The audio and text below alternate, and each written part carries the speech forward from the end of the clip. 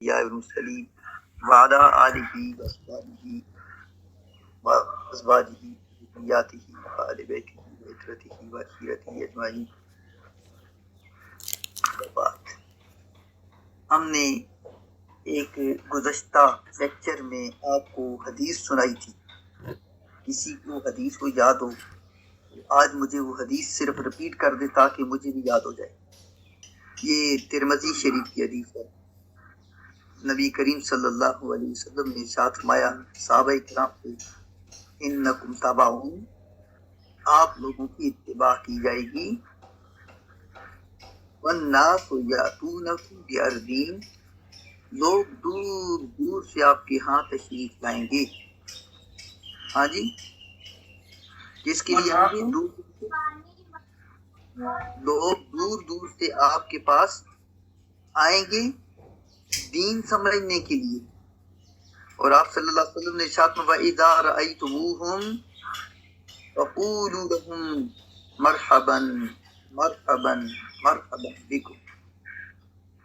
آپ صلی اللہ علیہ وسلم نے ارشاد فرمایا لوگ دور دور سے دین سیکھنے آپ کے پاس آئیں گے، جب لوگ آپ کے پاس آئیں تو آپ ان کو کہا کریں مرحبا مرحبا مرحبا، خوش آمدید خوش آمدید خوش آمدید۔ ہم جس علم کی متلاشی ہوئے اور ہم نے جس علم کو حاصل کرنا ہے وہ ہے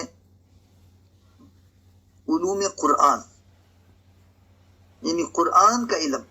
اور قرآن تمام کتابوں سے فائق کتاب ہے، تمام کتابوں سے اعلیٰ کتاب ہے۔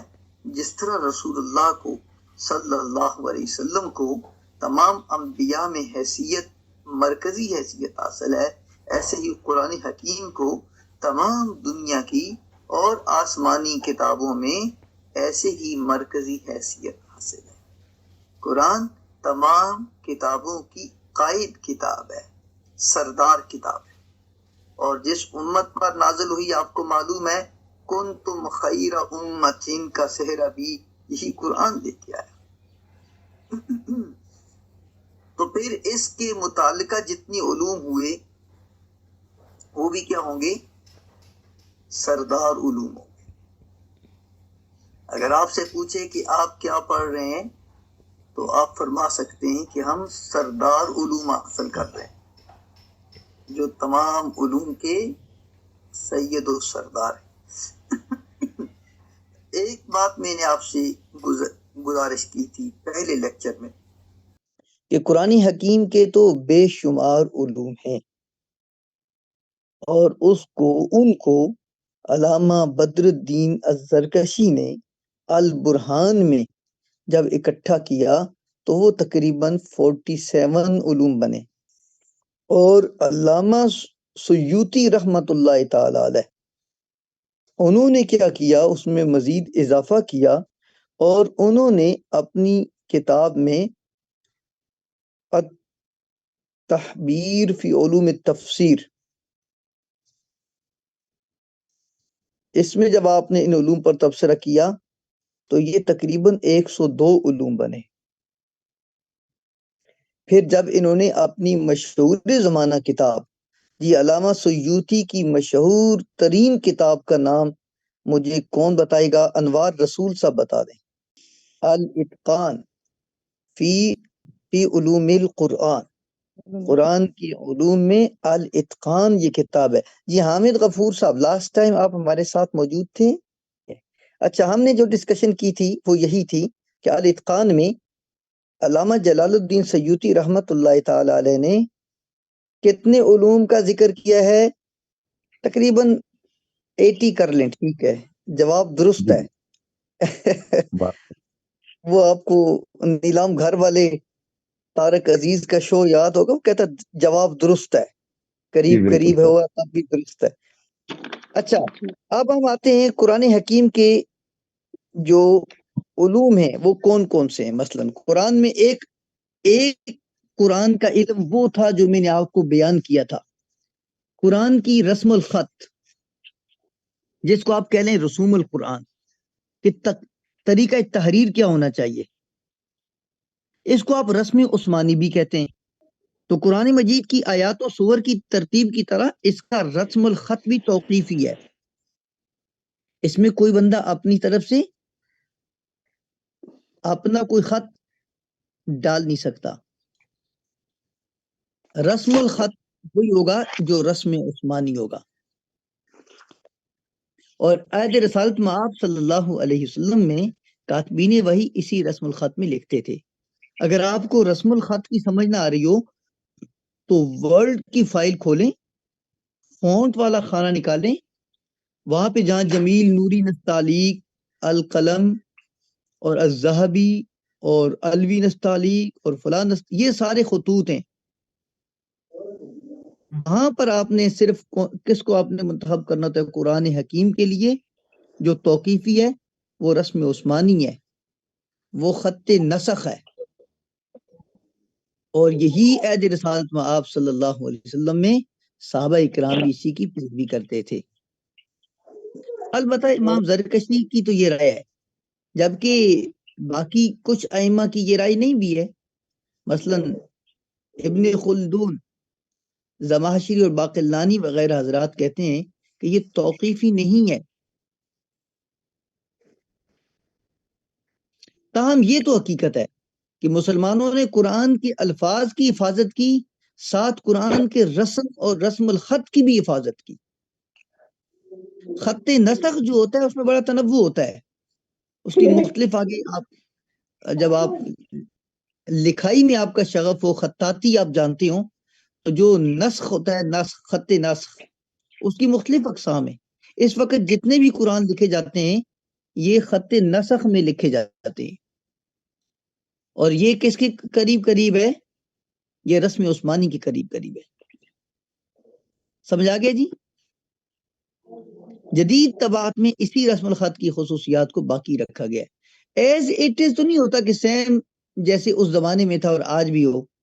یقیناً اس زمانے کا رسم الخط اگر آج ہم لوگ پڑھنا چاہیں تو شاید حفاظ کے علاوہ کوئی پڑھ نہ سکے، لیکن یہ اس کے قریب قریب ہے. اس رسم الخط کے اوپر جو قوانین وضع کیے گئے تھے یہ 5ویں صدی میں وضع کیے گئے، اور ایک کتاب لکھی گئی الاقتصاد فی رسم المصحف. الاقتصاد فی رسم المصحف، قرآن شریف کے لکھنے میں ایک درمیانی راستہ، اقتصاد، میانہ روی. تو یہ کون صاحب تھے جنہوں نے 5ویں صدی میں یہ رسم الخط کی کتاب لکھی تھی؟ عمیر الدانی. ایسی علامہ علم الدین السخاوی مشہور نام ہے. 7ویں ہجری میں 7ویں صدی میں جا کر انہوں نے ایک کتاب لکھی الوسیلہ الی کشف العقیلہ. خطیب البغدادی، یا اگر یہ بغدادی نہیں ہے تو خطیب الروم کے نام سے مشہور ہوئے، 10ویں ہجری میں تھے. آپ نے ایک کتاب لکھی تھی رسوخ اللسان فی حروف القرآن. اچھا میں آپ سے ایک سوال کرتا ہوں، ہم میں سے کتنے لوگ ہیں، آپ 40 ہیں اس سمے، کہ اگر رسم قرآن پر کچھ لکھنا چاہیں تو کیا ہم کوئی آرٹیکل لکھ سکتے ہیں؟ اس وقت جتنے قرآن حکیم مشرق وسطی میں یا آپ کی شرق اوسط میں، ہند و پاک، بر صغیر میں موجود ہیں، کیا ان قرآن حکیم کے اندر جو خطاطی ہوتی ہے کیا وہ رسم عثمانی کے مطابق ہوتی ہے؟ کوئی کہیں ایسا تو نہیں ہوا کہ کوئی تبدیلیاں ہو گئی ہوں، کوئی چینجز ہوئی ہوں؟ کیا اس پہ آرٹیکل بنتا ہے کہ نہیں بنتا؟ اس پہ وہ لوگ کام کر سکتے ہیں جن کا قرآن حکیم کی جو اصول ہیں، قرآن کا متن ہے، اس کے ساتھ شغف ہو، خاص کر خطاطی کے ساتھ شغف ہو، قرآن کے الفاظ کے ساتھ شغف ہو. تو یہ بڑا خاص کام ہے. آپ اس پہ آرٹیکل بھی لکھ سکتے ہیں اور کوئی بندہ زیادہ شوق رکھے اس پہ تھیسس بھی کر سکتا ہے. اس وقت دنیا میں کون کون سے رسوم اور کون کون سے خط ہیں جن میں قرآن لکھا جاتا ہے؟ مثلا سعودی عرب، مثلا مصر. آپ تشریف لے جائیں مصر میں، سعودیہ تشریف لے جائیں، سعودیہ میں سارے قرآن اکٹھے ہوتے ہیں. بعض قرآن ایسے ہوتے ہیں جو ہم لوگ نہیں پڑھتے. تو یہ تجزیہ کرنے کی بلکہ تقابل کرنے کی ضرورت ہے مختلف قرآن کے رسوم میں، کہ کون کون سے قرآن میں کون کون سے رسوم کو فالو کیا جاتا ہے، اور اگر نہیں کیا جاتا تو اس کی وجہ کیا ہے. ہمیں اس رسم الخط کی حفاظت کے لیے کیا اقدامات کرنے چاہیے؟ کیا رسم الخط جیسے ہے، آپ دوستوں میں سے کسی نے رسم عثمانی کے حوالے سے، خط نسخ کے حوالے سے، ایک بہت آسان سی کتاب ہے جو آپ کے ہاں نیٹ میں موجود ہوگی، اس حوالے سے ابتدائی معلومات آپ کو اس سے مل سکتی ہیں. اس کا نام ہے رسم عثمانی اور اس کی شرعی حیثیت. شیخ زید اسلامک سینٹر پنجاب یونیورسٹی کا جو ہے انہوں نے اس کو شائع کیا ہے. اور اس کا یہ مطلب ہے کہ اس موضوع پر جامعات میں کام ہو رہا ہے یا ہوا ہے. تو اس میں آپ کو تو ایک شغف یہ ہوتا ہے کہ کتابت، لکھنا، لکھائی، اس کا ہمارے ساتھ کتنا تعلق ہے. پھر اسلام میں کتابت کی کیا اہمیت ہے. پھر یہ جو خط ہے، جس خط میں ہم لکھتے ہیں، اس خط کا رسول اللہ صلی اللہ علیہ وسلم کے زمانے کا جو خط ہے اس کے ساتھ اس کا کیا تعلق ہے. املا کی کون کون سی قسمیں ہیں جس میں آپ قرآن حکیم کو لکھ سکتے ہیں.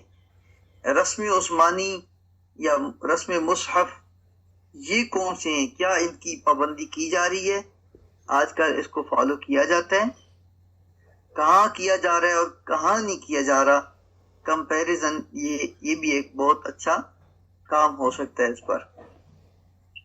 اور حضرت سیدنا عثمان غنی رضی اللہ تعالیٰ عنہ کا کیا طریقہ کار تھا، اور دیگر صحابہ کرام کا کیا اختلاف تھا، جس کی وجہ سے بعد میں ابن خلدون اور زمخشری جیسے بزرگوں نے بعض اپنی آراء کا اظہار کیا، لیکن ان کی بیک پر بھی وہ صحابہ کرام کا اختلاف تھا. ٹھیک ہے. مصائف عثمانیہ جن میں انہوں نے قرآن لکھا تھا وہ کتنے تھے، اور جو آخری جو نسخہ ان کے پاس تھا وہ کون سا تھا، اور اس میں کون سا خط لکھا ہوا ہے. ایک مصحف مدینہ کے نام سے آپ کے پاس ایک قرآن ہوتا ہے، اس میں اور ہمارے ہاں جو مصائف ہیں ان میں بنیادی فروق کیا ہیں، کہاں پہ اختلاف پایا جاتا ہے. مصحف مکہ کا تھا، مصحف مدینہ کا تھا، مصحف شام کا تھا. مختلف علاقوں میں مصاحف گئے اور لوگوں نے پھر آگے ان کی نقلیں تیار کر کے مختلف امصار اور مختلف اقطار میں ان کو بھیجا تھا. اچھا، رسم مصحف اور قرات کی اختلاف، یہ کیا چیز ہے؟ آپس میں ان کے کیا اختلافات ہیں؟ رسم عثمانی کے کون کون سے قواعد ہیں جن کو ہمیں فالو کرنا لازم ہے؟ رسم عثمانی میں کہیں پہ الف کو، کہیں پہ واؤ کو، کہیں پہ یا کو، کہیں پہ لام کو محو کر دیا جاتا ہے، حذف کر دیا جاتا ہے. تو یہ کون سی اقسام ہے؟ کہیں الف بڑھا دیا جاتا ہے، کہیں یا بڑھا دی جاتی ہے، کہیں واؤ بڑھا دی جاتی ہے. وہ کیوں ایسے ہوتا ہے؟ ٹھیک ہے. اس طرح کچھ اور قواعد ہیں. ملا کے لکھنا ہوتا ہے، بعض اوقات ملا کے نہیں لکھتے، جدا جدا لکھتے ہیں. میں نے آپ کو کتاب کی ایک مثال دی تھی بہت آسان سی. کاف تا اور با اکٹھا لکھ دیں اور تا کے اوپر کھڑی زبر ڈال دیں تو یہ بھی کتاب ہوتا ہے. جدا جدا لکھیں تو کاف تا الف اور با لکھیں گے، یہ بھی ایک رسم ہے. تو اس حوالے سے علماء مکہ، علماء مدینہ، علماء بصرہ، کوفہ، علماء شام، پھر صدیوں کے اعتبار سے دیکھا جا سکتا ہے، صدیوں کے اعتبار سے کہ پہلی صدی ہجری، دوسری صدی ہجری، تیسری صدی ہجری میں اس خط کو یعنی رسم عثمانی کو کتنا فالو کیا گیا، اور آج ہم کہاں پہ کھڑے ہیں، رسم عثمانی کو ہم کتنا فالو کر رہے ہیں.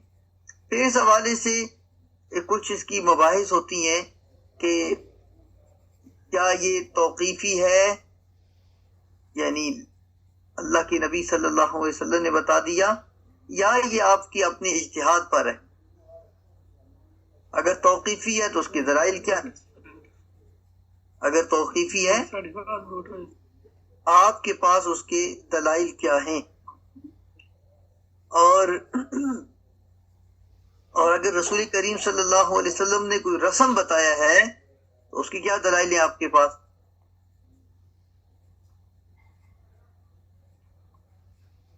عہد حاضر میں اس کی کیا ضرورت ہے؟ دور حاضر میں رسم عثمانی کو آج ہمیں کیوں اس کو باقی رکھنا چاہیے؟ امام باقلانی رحمہ اللہ، ان کا فتویٰ کیا تھا؟ جدید دور کی علماء اور خاص کر علماء ازہر، ان کا کیا فتویٰ ہے؟ صحابہ کرام نے رسم عثمانی کے حوالے سے کیا آپ نے کبھی اجماع کیا ہے؟ اس حوالے سے بھی گفتگو ہو سکتی ہے. جدید دور کی علماء اور دینی مدارس، کیا ان کو بھی اس کی کوئی سود بدھ ہے؟ اور کیا رسم عثمانی ہمارے نصاب میں شامل ہے؟ تو یہ ایک مختصر سا میں آپ کو خاکہ بتایا ہے. یہ بہرحال ایک علم ہے. اس کے بعد علم التجوید ہے. یہ آپ میں سے اکثریت اور میجورٹی نے جنہوں نے قرآن حکیم کو تجوید کے ساتھ حاصل کیا، سیکھا، پڑھا، اور بلکہ کچھ پڑھا بھی رہے ہوں گے، ان کے لیے تو یہ نیا کام نہیں ہے. لیکن مجھے لاسٹ ٹائم ایسے محسوس ہوا تھا اس کلاس میں، جب میں آپ کی فزیکل کلاس لے رہا تھا، کہ ہمارے پاس ایک بڑی تعداد ایسی بھی ہے جنہوں نے کالجوں میں بی ایس یا ایم ایس کیا یا ایم اے کیا اور یہاں پہ تشریف لائے، وہ مدارس میں نہیں گئے. ان میں طلباء بھی ہیں اور ان میں طالبات بھی ہیں. تو شاید ان کے لیے تھوڑا سا یہ چیزیں مشکل ہوں. تو گھبرانا نہیں آپ نے. عمران خان کی اور باتوں پہ یقین کریں نہیں، اس پہ ضرور کرنا کہ گھبرانا نہیں ہے آپ. یہ آپ کے لیے انشاءاللہ راستے کھولیں گے، اللہ آپ کے لیے آسانی پیدا کرے گا. کہیں مشکل ہو، خاص کر ان طلباء و طالبات کے لیے جو مدارس دینیہ کے راستوں سے نہیں تشریف لائے بلکہ کالجوں اور یونیورسٹیوں کی واگزاریوں سے گزر کے تشریف لائے ہیں، تو وہ آپ مجھ سے رابطہ کر لیا کریں. کہیں مسئلہ ہو تو ہم اس کو مزید سہل کر لیا کریں گے، لیکن لیکچر کے بعد یا درمیان کے دنوں میں. علم التجوید کیا چیز ہے؟ سیدنا علی رضی اللہ تعالیٰ عنہ سے پوچھا کسی نے تو کیا فرمایا تھا علم التجوید کے بارے میں؟ یہ وقوف کی معرفت کا نام ہے. تجوید الحروف و معرفت الوقوف، حروف کو صفائی کے ساتھ ادا کرنا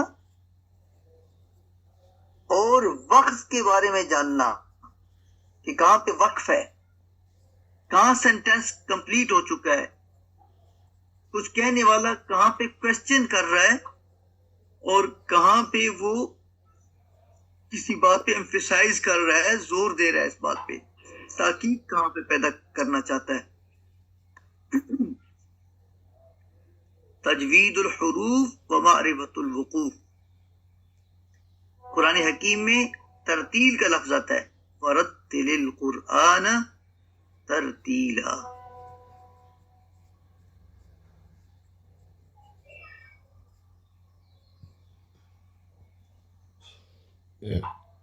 تو قرآن کا تلفظ اور قرآن کا لہجہ یہ بھی تبدیل نہیں ہونا چاہیے. اللہ نے تو کتنی قرآن کی حفاظت کی ہے.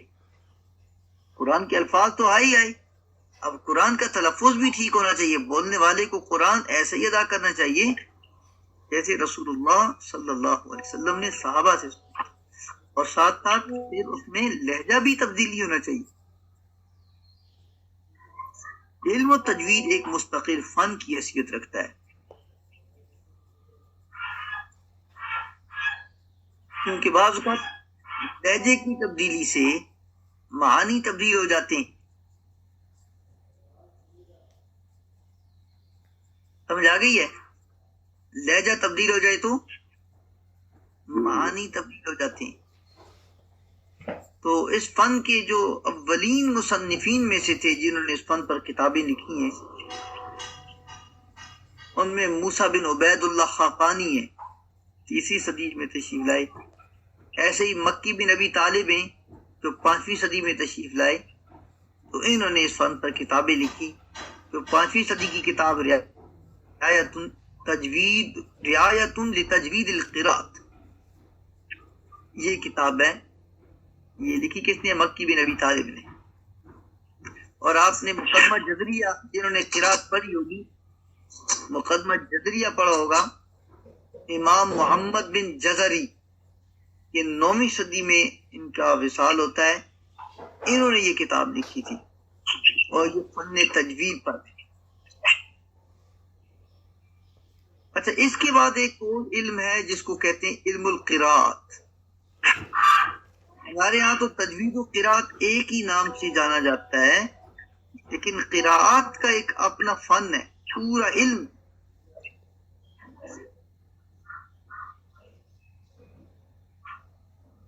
اس علم میں قرآنی کلمات کی ادائیگی, کیفیت اور ان میں اختلاف قراءت کو بیان کیا جاتا ہے.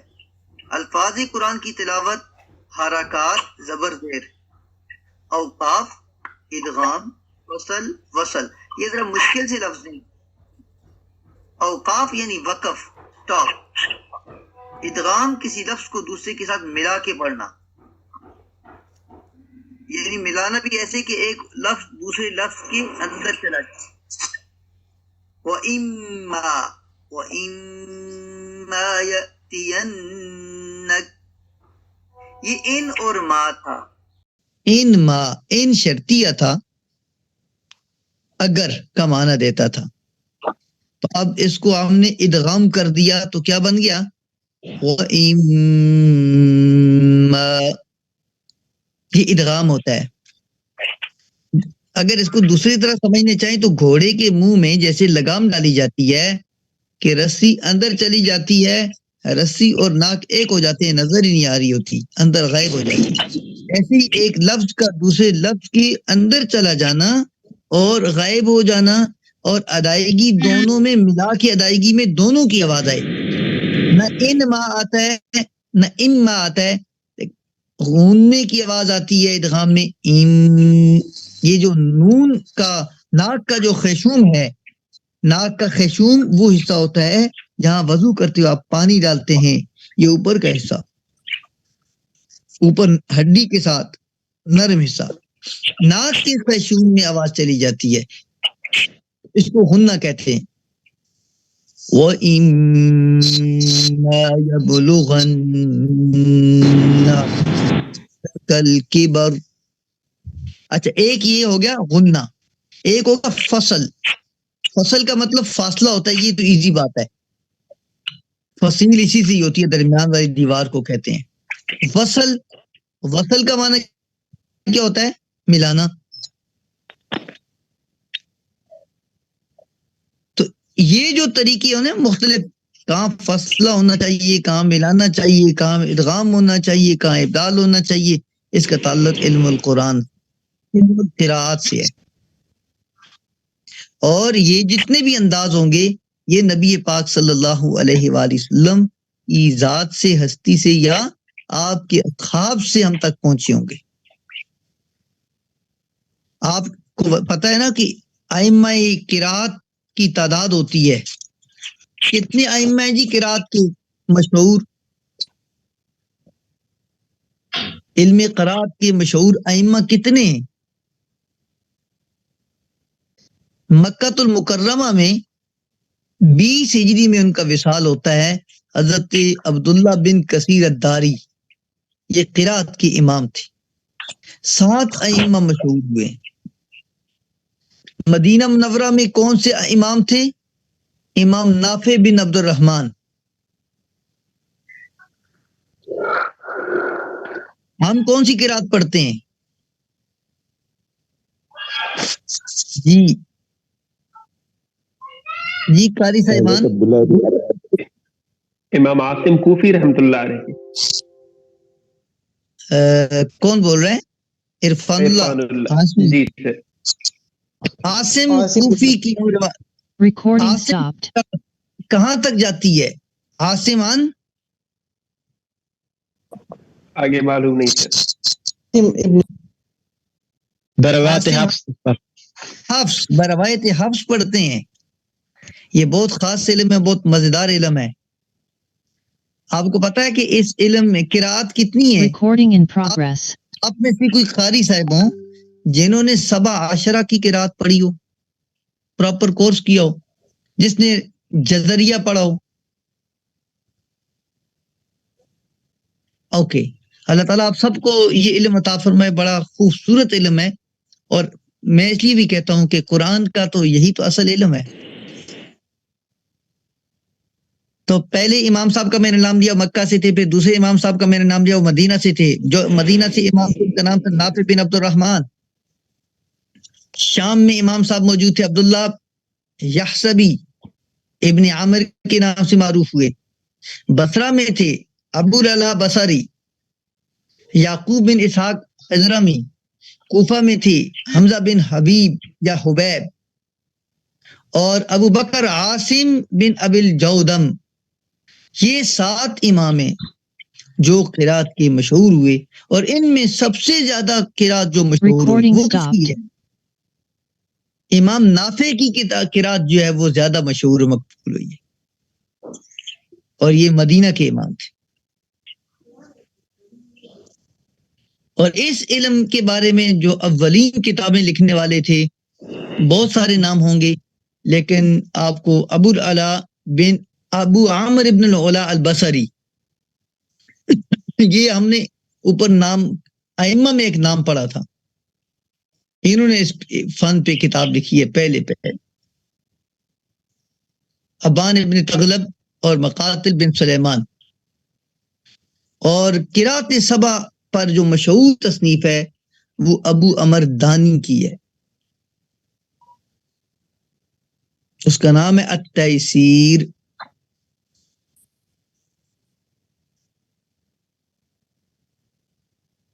امام شاطبی نے 6 صدی ہجری میں ان کا وصال ہوتا ہے. ایک خوبصورت کتاب لکھی ہے، اور اس میں 1000 اشعار پر منظوم علم القرات رکھا اس کو. 1000 سے زائد 1173 اشعار لکھے. اب اس علم کی اور اس کتاب کی اہمیت کا اندازہ اس بات سے لگائیں کہ اس کی 50 سے زائد شروحات لکھی گئی ہیں عربی میں صرف. اور میں نے ایک نام شروع میں لیا تھا امام محمد الجزری کا. ان کی منظوم کتاب تھی علم القرات میں. کیا نام میں بتایا تھا آپ کو؟ مقدمہ جزریہ. ایک اور کتاب تھی النشر فی القراءات العشر. اور معلوم ہے کہ علم تجوید و قرات کی بہت ساری شاخیں ہوتی ہیں. اب اس کے اندر بہت سارا علم ہے. علم تجوید والقرات میں آپ تشریف لے جائیں تو آپ کو پتہ چلے گا معرفت الوقف والابتداء، کہاں پہ وقف کرنا چاہیے اور کہاں پہ سے ابتدا ہونی چاہیے. مثال کے طور پر اگر آپ سے کوئی کہے اٹھو مت بیٹھو، تو کیا سمجھیں گے ہم؟ اٹھو مت بیٹھو. اگر اس کو ہم درمیان میں کہیں پاز دیتے جائیں قومیں اور کہیں وقف لگائیں سکتے لگائیں تو پھر بات ٹھیک ہوگی. اگر کہنے والا یہ چاہتا ہے کہ اٹھو کھڑے ہو جاؤ تو اٹھو پر وہ رک جائے گا اور ساتھ کہے گا مت بیٹھو. اور اگر کوئی یہ چاہتا ہے کہ بیٹھے رہو کھڑا نہیں ہونا آپ نے تو اسی سینٹینس کو وہ یوں کہے گا اٹھو مت بیٹھو. تو دیکھیں ایک سٹاپ سے ایک سینٹینس کہاں سے کہاں چلا جاتا ہے. تو اس لیے جو ایک خوبصورت علم ہے اس کے اندر معرفت الوقف والابتدا کہ کہاں پر وقف سٹاپ کرنا چاہیے اور کہاں سے سٹارٹ کرنا چاہیے. سٹاپ اور سٹارٹ ہمیں معلوم ہونا چاہیے. اس کے بعد ایک اور علم ہے. اچھا اس علم پر بہت کتابیں ہیں. بہت خاص کتاب جو ابتدا میں لکھی گئی وہ نافع بن عبد الرحمن نے لکھی اور یہ ائمہ قرات میں سے ہے. نافع بن عبد الرحمن یہ کہاں کے ہیں؟ مدینہ طیبہ اور یہ 2 صدی ہجری کے ہیں. ایسے مکی ابن طالب نے لکھی, زجاج نحوی نے لکھی, ابو بکر الانباری نے لکھا. لیکن یہ ایک مستقل ایک فن بن گیا اور اس پہ بہت کچھ لکھا گیا. قرآن حکیم کی درست تلاوت کے لیے نقطے اور اعراب لگانے کی ضرورت پیش آئی. شروع میں نقطے نہیں ہوتے تھے, زبر زیر پیش نہیں ہوتی تھی, لیکن چونکہ جب اب اس کے بعد ایک اور علم ہے جس کو آپ کہتے ہیں اسباب النزول. یہ ایک پراپر علم ہے, علم اسباب النزول. یہ علوم قرآن سے متعلق علم ہے.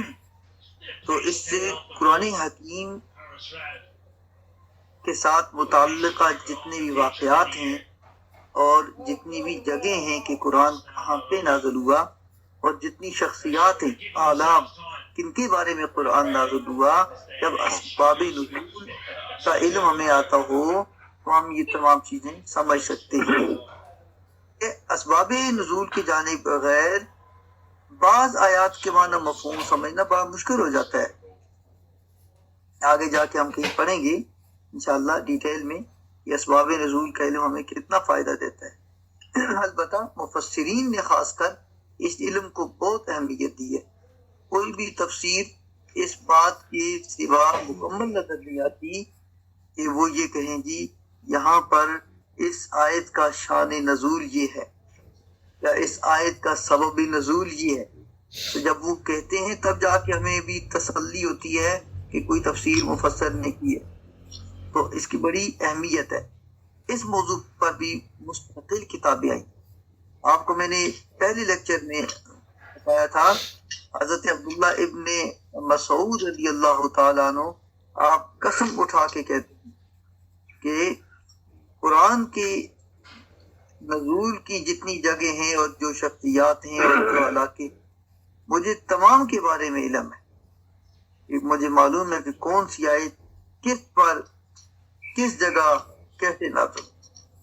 اس کا مطلب ہے کہ اس زمانے میں اصحاب رسول صلی اللہ علیہ وآلہ وسلم بھی قرآن حکیم کی اسباب نزول کی جو جگہیں تھی, شخصیات تھی یا وقت تھے یا واقعات تھے, وہ ان کو محفوظ رکھتے تھے. اچھا یہی وجہ ہے حضرت عبداللہ ابن عباس کے جو غلام تھے حضرت اکرمہ, ایک تو اکرمہ وہ ہوئے نا جو ابو جہل کے بیٹے تھے, مسلمان ہو گئے تھے, اور ایک اکرمہ ہے حضرت عبداللہ ابن عباس کے غلام, بڑے مفسر ہوئے ہیں. ان کا بڑا نام ہے تابعین میں, حضرت اکرمہ رضی اللہ تعالیٰ عنہ. آپ نے سب سے پہلے اسباب النزول پر کتاب لکھی ہے اور یہ کتاب بنیاد کی حیثیت رکھتی ہے. جبکہ علامہ سیوطی نے کہا ہے کہ حافظ مدینی جو ہیں انہوں نے اس میں کتاب لکھی ہے. البتہ ابن مدینی جو ہیں یہ 3 صدی کے ہیں, اور اگر اکرمہ حضرت ابن عباس کے جو غلام ہیں، اگر ان کی کتاب سامنے آتی ہے، ان کی سامنے کتاب نظر نہیں آتی، کتابوں میں اس کتاب کا تذکرہ ملتا ہے۔ آپ کو معلوم ہے کہ ہمارا علم بہت زیادہ ضائع ہوا ہے، اور کتنا ہی علم ایسے ہے کہ ابھی تک مخطوطات کی صورت میں پڑا ہوا ہے۔ یہ پچھلی 50-60 سال کی بات ہے کہ حضرت صحیفہ حمام بن منبہ، حضرت حمام بن منبہ کا جو صحیفہ تھا وہ مخطوط پڑا ہوا تھا میوخ یونیورسٹی میں، اور وہ ڈاکٹر حمید اللہ صاحب نے اس کو ایڈٹ کروایا اور اس کو کتابی صورت میں لے کے آئے۔ سوچے 14 صدیاں گزر چکی ہیں اور 14 صدیوں میں کتاب مخطوط رہ جاتی ہے، مسودہ ہی رہ جاتا ہے، مبیدہ نہیں بنتا۔ مسودہ وہ ہوتا ہے جو، یہ ایک اصطلاح ہے جس کو ہاتھوں سے لکھتے ہیں، اور مبیدہ وہ جو ہوتا ہے ورق پہ آ جاتا ہے، مشینوں سے لکھا جاتا ہے۔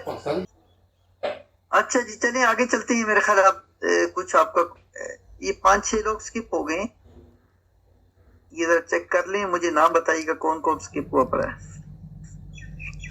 اس کے بعد ہیں جی مفردات القرآن اور اعجاز قرآن، لغات قرآن، یہ مختلف علوم ہیں۔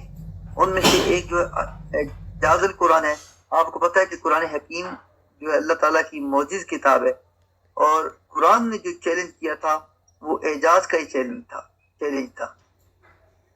پتہ ہے نا اللہ نے کیا فرمایا تھا کہ اس جیسی کتاب لے آؤ، تو جب وہ نہیں لا سکے تو فرمایا زیادہ نہیں لا سکتی ہو، فاتو بعشر سور مثلہ، اس جیسی 10 صورتیں بنا لو۔ 10 صورتیں، پہلے 10 صورتوں کا، پہلے کتاب کا چیلنج ہوا، پھر 10 صورتوں کا چیلنج ہوا، اور اس کے بعد پھر کیا فرمایا کہ نہیں لا سکتے، بھائی آیت ہی لے آؤ، صورت ہی لے آؤ۔ تو کتاب تو لانا دور کی بات تھی، کوئی صورت بھی نہ لا سکا۔ تو یہ قرآن کا اعجاز ہے کہ قرآن اپنے جیسا صرف آپ ہے، اپنی مثال آپ ہے، اور یہ قرآن اللہ کی لاریب اور یگانہ کتاب ہے، اس جیسی کوئی دوسری کتاب نہیں ہے، اور اس جیسی کوئی کتاب لانے کی جسارت نہیں کر سکتا۔ یہ اللہ کی ہستی اور اللہ کی ذات نے بھیجا ہوا ہے، اور کوئی بندہ کوئی ہستی یہ کام نہیں کر سکتا۔ تو یہ قرآن حکیم کا کیا ہے؟ اعجاز۔ اعجاز سے کیا مراد ہے؟ یہاں پہ میرے ساتھ میں اگر میں کہوں فرحہ ایاز، یہ اعجاز کیا ہوتا ہے؟ قرآن پاک سے معجزے کو کہتے ہیں۔ عابد حسین، آپ کا نام کب سے فرح ہو گیا؟ نہیں عابد، نام چینج کر لیا آپ نے؟ نہیں عابد حسین ہی ہے۔ ہاں، میں تو فرح ایاز سے پوچھ رہا تھا۔ جی سر، آواز آ رہی ہے؟ جی آواز آ رہی ہے۔ اعجاز سر معجزے کو کہتے ہیں، قرآن کے معجزے کو۔ اعجاز معجزے سے کہتے ہیں۔ معجز کا مطلب ہوتا ہے کیا؟ معجزہ سر، معجزہ۔ مطلب کیا ہے اس کا؟ مطلب کیا ہے؟ آپ فرح مجھے اس کا مطلب بتا دیں۔ سر معجزہ کہتے ہیں نا ایک ایسی چیز جو حیران کر دے، اللہ کی طرف سے دی ہوئی عطا کردہ چیز۔ سر اچھا، اردو میں لفظ آپ نے استعمال کیا ہوگا، ہم تو عاجز آ گئے ہیں اس سے۔ عاجز کر دینے والا، معجزہ عاجز کر دینے والا، کہ انسان گھٹنے ٹیک دے۔ نو نو نو نو، we can't do it, never, forever۔ یہ ہماری بس کی بات ہی نہیں ہے۔ اس حد تک جو چیز دے جاتی ہے اس کو معجزہ کہتے ہیں، اور یہ پیغمبر کا معجزہ ہوتا ہے۔ تمام انبیاء کرام کے معجزے اپنے وقتوں کے ساتھ انبیاء کرام کے ساتھ ساتھ آئے اور تشریف لے گئے، لیکن قرآن قیامت تک کے لیے رسالت مآب صلی اللہ علیہ وسلم کی رسالت کی گواہی دینے والا معجزہ ہے۔ ایسا ہے کہ نہیں ہے؟ کیونکہ آپ خاتم النبیین ہیں اور آپ قیامت تک کے لیے نبی ہیں، تو قیامت تک کے لیے قرآن اللہ کا معجزہ ہے۔ اور وہ چیلنج صرف مکہ اور مدینہ والوں کے لیے نہیں تھا، وہ چیلنج آج بھی موجود ہے۔ کوئی بڑا عرب ہو اور کوئی بڑا بزلہ سنج اور نقطہ سنج ہو، اس کو کہہ دو کہ قرآن جیسی کوئی ایک آیت لے آؤ، کوئی صورت لے آؤ، تو آج بھی وہ قرآن اس کو معجز کر دے گا۔ قرآن اعجاز، اپنے اعجاز کا اظہار کرے گا۔ اعجاز، یہ معجزہ کس لیے ہوتا ہے؟ پیغمبر کی شان بتاتے ہیں۔ معجزات کیا کرتے ہیں؟ پیغمبر کی تائید کے لیے ہوتے ہیں۔ معجزات کس کے لیے ہوتے ہیں؟ پیغمبر کی تائید کے لیے، کہ اللہ کی ہستی اس پیغمبر کے ساتھ ہے۔ یوں تو رسالت میں آپ صلی اللہ علیہ وسلم کے بے شمار معجزے ہیں، آپ کی ذات خود معجز ہے، لیکن جو قرآن ہے، یہ جو قرآن ہے، یہ آج بھی زندہ معجزہ ہے اور ہر آدمی کے سامنے ہے، کھلا ہوا معجزہ ہے۔ آتوا برہانکم ان کنتم صادقین، اگر ہے کچھ آپ میں۔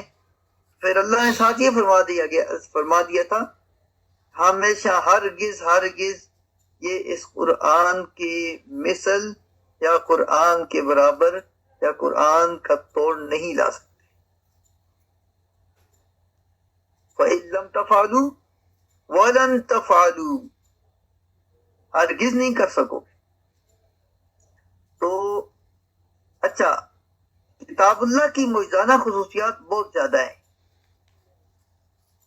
اور اس اعجاز قرآن پر لکھنے والوں نے حد کر دی ہے، بہت لکھا ہے اس میں جو ابتدائی زمانے کی 3 صدی ہجری کی زمانے کی کتاب ہے، امام بخاری اور امام مسلم کے زمانے کی کتاب، اس کا نام ہی اعجاز القرآن ہے۔ اور یہ کس نے لکھا تھا؟ کس نے لکھی تھی اعجاز القرآن؟ ابو الحسن علی بن حسینی۔ نام ریپیٹ کیجیے سر۔ ابو الحسن علی بن حسینی۔ ابو الحسن علی بن حسین، ٹھیک ہے سر۔ ایسے ہی قاضی ابو بکر الباقلانی ہیں، انہوں نے ایک کتاب لکھی ہے اعجاز القرآن فی نظمہ۔ ایسی البرہان فی اعجاز القرآن، کمال الدین زملکانی کی کتاب ہے۔ ایسے ہی آپ کو اگر امام سیوطی کی لائبریری میں لے چلیں آپ کو، تو وہاں پر ایک کتاب نظر آتی ہے معترک الاقران فی اعجاز القرآن۔ معترک عین کے ساتھ ہے، معترک الاقران فی اعجاز القرآن۔ ان 3 جلدوں میں کتابیں ہیں۔ جدید دور میں اگر آپ آتے ہیں تو مصطفیٰ صادق رافعی کی اعجاز القرآن ہے، اور اگر سید قطب شہید کو آپ پڑھتے ہیں تو وہ آپ کو ان کی جو تفسیر ہے، وہ تفسیر از خود اعجاز قرآن پہ ایک بڑا کام ہے ان کا۔ اور انہوں نے خاص ایک کتاب لکھی ہے تصویر الفنی فی القرآن، کہ قرآن میں کیا حسن ہے، کیا خوبصورتی ہے۔ چلیے، مصطفیٰ صادق رافعی کا کون سی کتاب ہے؟ اعجاز القرآن، اس کا نام اعجاز القرآن۔ اچھا، اس کے بعد ہے مفردات القرآن، لغات القرآن۔ قرآن کی غیر عرب اقوام کے لیے جو کلمات اور لغات کی تحقیق و تشریح سے متعلق کتابیں ہیں، ان کو مفردات القرآن یا لغات القرآن یا دونوں ناموں سے جانا جاتا ہے۔ اچھا، سب سے پہلے تیسری صدی کی ابتدا میں اس پہ کام ہوتا ہے، غالباً یہ چائے بنا رہے ہیں؟ کیا بھی نہیں ہوئی؟ ہاں؟ عدی التائی، کافی بنا دو۔ حاتم تائی کا بیٹا تھا عدی، یہ عدی کے بیٹے ہیں قیم۔ حاتم تائی کو جانتے ہیں نا آپ؟ 1100-1200 روپے کی کافی ہوتی ہے۔ سخاوت میں جو مشہور ہے۔ اور ہمارے یہاں کوئی بندہ کسی کے ساتھ تھوڑا سا احسان کر دے نا، اور وہ احسان پسند نہ آئے، تو کہتے ہیں یار آپ نے تو ویسے ہی حاتم تائی کو جگایا، لیو دیا اس کو۔ حاتم تائی ایک صفت ہے، سخاوت کے لیے ضرب المثل ہے. اور سخاوت کس کی صفت ہے؟ اللہ تعالیٰ کی. اللہ جواد ویحب الجودہ. اللہ سخی ہے اور سخاوت کو پسند کرتا ہے. کسی نے کہا کہ حاتم تائی بہت سخی تھا. دوسرا کہنے لگا اس کی سخاوت کی مثال کیا ہے؟ اس نے کہا اس کے 7 دروازے تھے، ہر دروازے سے دیتا تھا. ایک مانگنے والا اگر ایک دروازے سے جائے تب بھی دیتا، دوسرے سے جاتا تب بھی دیتا، تیسرے سے جاتا تب بھی دیتا. تو سننے والے نے کہا واہ واہ واہ واہ واہ، آؤ میں تمہیں ایک بڑے سخی کے دربار میں لے جاتا ہوں جو ایک مرتبہ اتنا دے دیتا ہے کہ دوسرے دروازے پہ جانے کی حاجت ہی نہیں رہ جاتی. سنیں آواز سمجھ آ رہی ہے آپ کو؟ جی جی سر. انہوں نے کہا کہ آؤ میں تمہیں ایک ایسے سخی کے دربار میں لے جاتا ہوں جو ایک مرتبہ اتنا دے دیتا ہے کہ دوبارہ مانگنے کی کسی دوسرے چوتھے 7ویں دروازے پہ جانے کی ضرورت ہی نہیں رہ جاتی. اس نے کہا وہ کون ہے؟ انہوں نے کہا محمد الرسول اللہ صلی اللہ علیہ وسلم. تو یہ پوچھنے والے ابو طفیل تھے. یہ ابو طفیل مکی ہیں اور رسول اللہ صلی اللہ علیہ وسلم پر انہوں نے ایمان جلایا تھا غزوہ حنین کے بعد لایا. سبحان اللہ. غزوہ حنین کے موقع پر ابو طفیل حضور کے ساتھ تشریف لے گئے تو دیکھا کہ وادی بھری ہوئی ہے مال ڈو ڈنگر سے، بیڑے ہیں، بکریاں ہیں، اونٹ ہیں اور کیا کیا ہے. تو دیکھا تو آنکھیں کھلی کی کھلی رہ گئی اور کہنے لگے حضور کیا یہ ساری وادی اگر کوئی آپ سے مانگے تو دے دو گے؟ حضور نے فرمایا ابو طفیل ساری لے جاؤ. ایک بھری ہوئی وادی دے دی. تو وہ مسلمان ہوئے اور یہ کہتے تھے، اکثر کہتے تھے بڑے سخی دیکھیں لیکن محمد جیسا سخی کوئی نہیں دیکھا. جس طرح محمد رسول اللہ صلی اللہ علیہ وآلہ وسلم سخاوت کے دریا بہاتے ہیں، ایسا سخی کوئی نہیں دیکھا. اور انہی کی طرف یہ بات مشہور ہے، غالباً صحیح ہے غلط ہے، یہ تاریخ کی بات ہے کہ حاتم تائی تو 7 دروازوں سے دیتا تھا.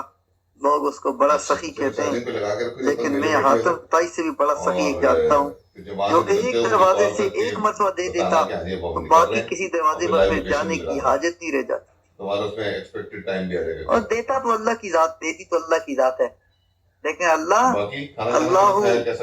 معطی وانا قاسم، دیتا رب ہے، دلاتے وہ ہیں یا تقسیم وہ فرماتے. حاتم تائی یا عدی، کیا نام لیا تھا میں نے؟ قیم بن عدی، قیم بن عدی بن حاتم التائی. انہوں نے سب سے پہلے اس مفردات القرآن پہ کام کیا. ایسے ہی ابو زید سعید بن زید انصاری، انہوں نے کتاب لکھی لغات القرآن پہ انہوں نے.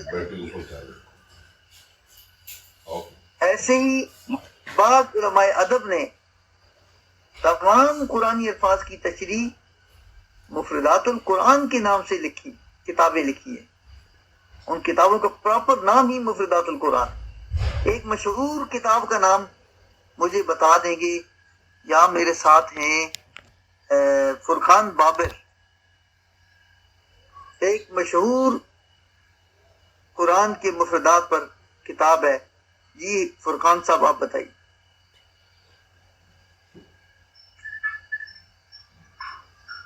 جی عرفان اللہ مجھے ایک کال آ گئی تھی، میرا کنیکشن جو ہے نا وہ ڈسکنیکٹ ہو گیا تھا، اس وجہ سے سوال سمجھ بھی نہیں لگی اور پچھلی بات بھی نہیں سنی میں. قرآن کے مفردات پر ایک مشہور کتاب ہے، کس کی لکھی ہے؟ ذرا نام بتا سکتے ہیں؟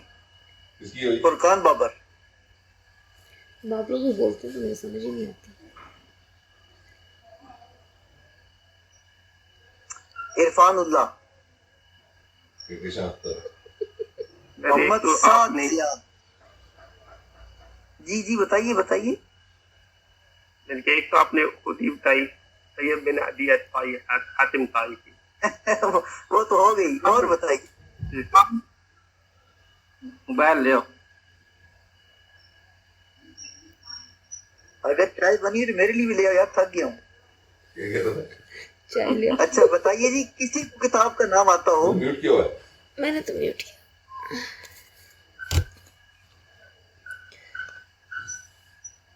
امام راغب اصفہانی کی کتاب مفردات القرآن.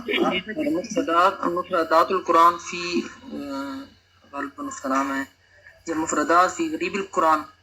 آئی تھنک یہ نام ہے امام راغب اصفہانی. حضور مفردات الفاظ القرآن, اس غالباً اس طرح نام. مفردات القرآن للأصفہانی ہے, باقی نام کچھ بھی ہے مفردات القرآن.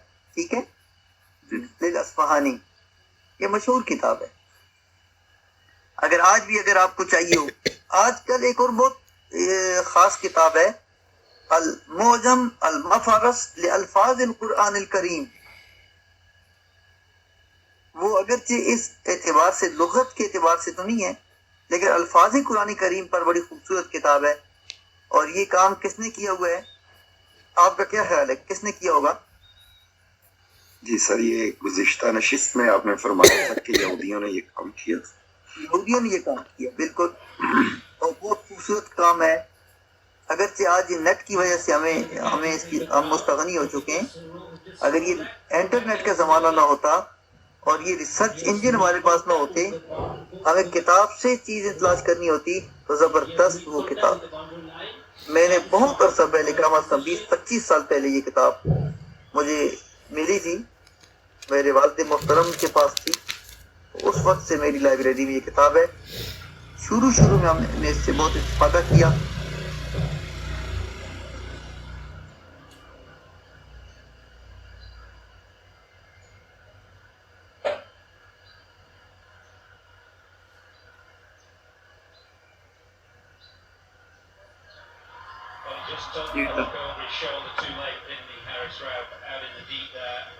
وہ پہلے بھی آپ سے کہا گیا ہے, لیکن اس وقت ذرا سختی ہو جائے گی اور ہر ایک سے مانگا جائے گا. آپ پھر پوچھیں گے جی سر کوئی موضوع بتا دیں, کسی اور استاد کے پاس جائیں گے, استاد جی ہمیں کوئی موضوع بتائیں, ہمیں تو پتہ ہی نہیں, کبھی لکھا نہیں ہے, پہلی مرتبہ آ رہے ہیں.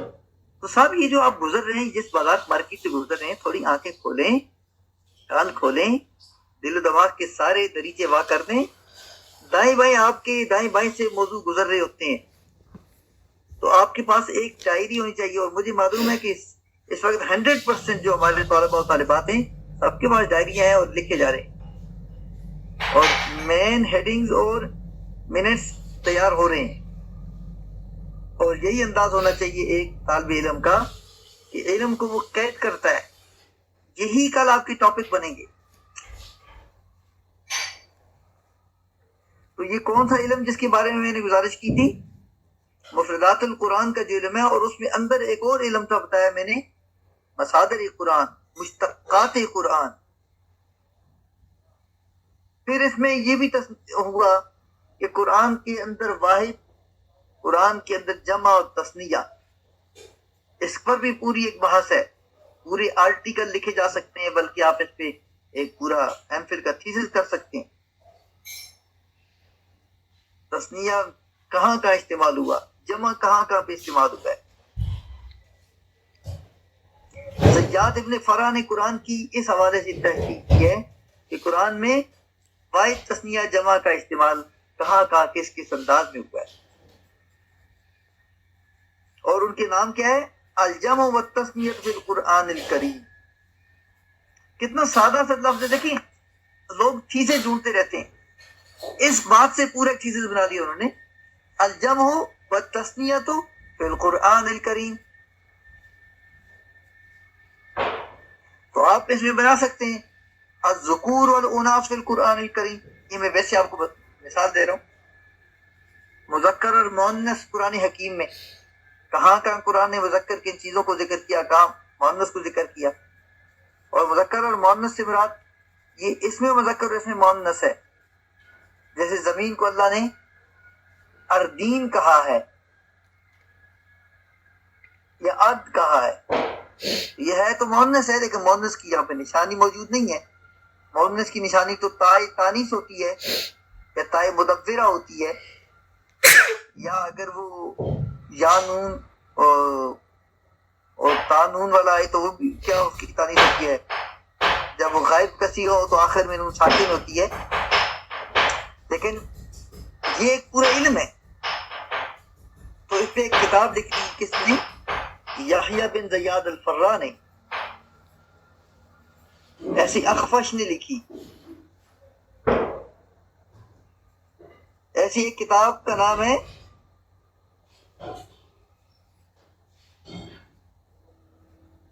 الجمع الواحد والجمع فی القرآن الکریم،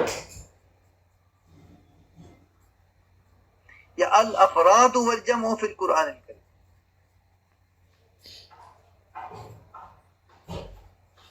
ایسی نظائر قرآن کے متعلق کتابیں ہیں. اسی کے اندر ایک اور علم ہے. دیکھیں علوم در علوم ہے. قرآن تو علوم کا ایک پورا سر چشمہ ہے. سر چشمہ سمجھتے ہیں نا؟ چشمے کا سر جہاں سے چشمہ پھوٹتا ہے. قرآن علوم و معارف کا سر چشمہ ہے. یہاں سے علوم و معارف کے چشمے پھوٹتے ہیں اور ہر علم سے آگے مزید علم نکلتے ہیں. ہم نے تو صرف وہی قرآن کو سمجھا کہ بس سیکھ حفظ کر لیں اور رمضان شریف میں قرآن حکیم سن لیں اور سنا لیں اور ثواب کے لیے، درود کے لیے اور خاص خاص مواقع کے لیے قرآن کو پڑھ لیں تو ہم ماشاءاللہ حامل قرآن ہو جاتے. تو ایک اور علم کی یہاں سے ایک چشمہ ابلتا ہے، اس کو کہتے ہیں نظائر قرآن.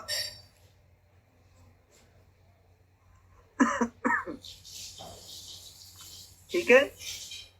یعنی ایک لفظ جو متعدد مقامات پر مختلف معنی میں استعمال ہوتا ہے. متعدد مقامات ہوتے ہیں، مختلف معنی ہوتے ہیں، انہیں نظائر قرآن کہا جاتا ہے. اور بعض الفاظ جو متعدد مقامات پر بعین ہی ایک ہی معنی مستعمل ہوتے ہیں اور ہر جگہ ان سے ایک ہی معنی مراد ہوتے ہیں، انہیں وجوہ قرآن کہا جاتا ہے. اس نام سے اگر کوئی کتاب آپ میں سے کسی کے دل و دماغ کے کسی بھی دریچے میں موجود ہو تو پلیز نکالیے کتاب کو باہر، بتائیے. یہ پورا فن ہے. الوجوہ والنظائر فی القرآن الکریم.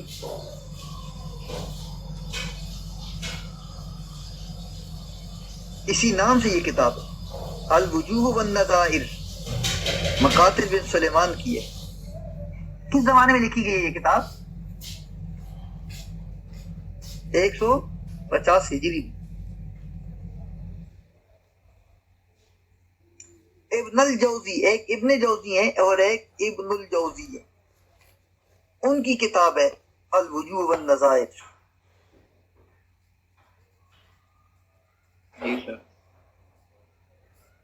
اور امام سیوطی کا جو رسالہ ہے نا معترک الاقران فی مشترک القرآن،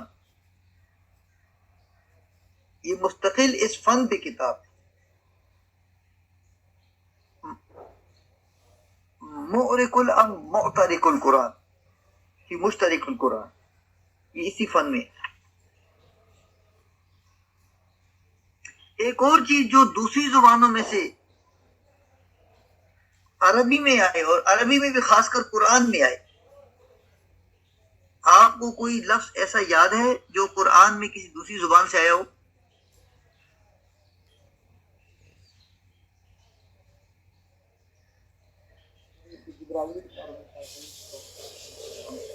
جی سر تنور کا لفظ ہے. کس کا جی؟ ایک لفظ تنور کا لفظ ہوتا ہے بارے میں. تنور ٹھیک ہے، تنور عربی کے لفظ ہے. نارا ینور سے نارا ینور تنور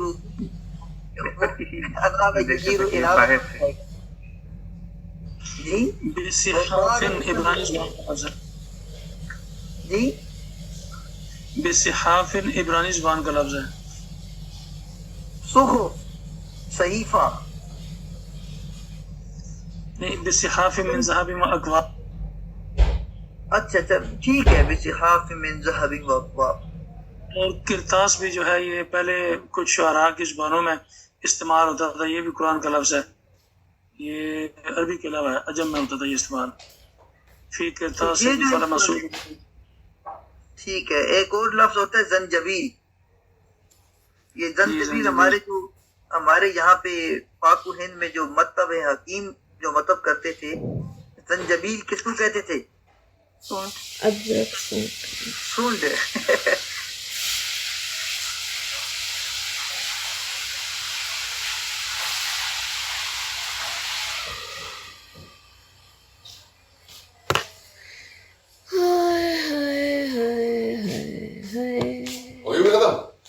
ٹائم ختم ہو گیا، بس کر دیں. اتنا پتہ نہیں کتنا پڑھا دیں گے جو پھر ہم سے کیچ اپ ہی نہیں ہوتا. اتنی ٹائم